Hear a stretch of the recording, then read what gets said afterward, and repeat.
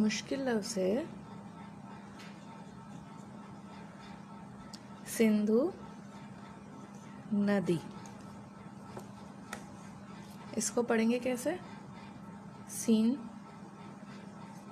नून धाल वाव नून दाल ये भी उर्दू का है। सब लफ्ज़ उर्दू के हैं। ये भी उर्दू का वर्ड है। सिर्फ़ और सिर्फ जो है इसमें ये दाल के ऊपर 2 नुक्ते हैं जो आपको प्रॉब्लम कर सकते हैं। तो मैंने आपसे कहा था कि ये दाल होता है और 2 नुक्ते आ जाएंगे तो वो धाल बन जाएगा।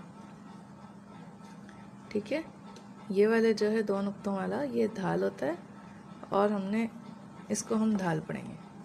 आप इसको लिखते हैं सीन नून सिन, इसको खोल के लिखेंगे ध। ठीक है,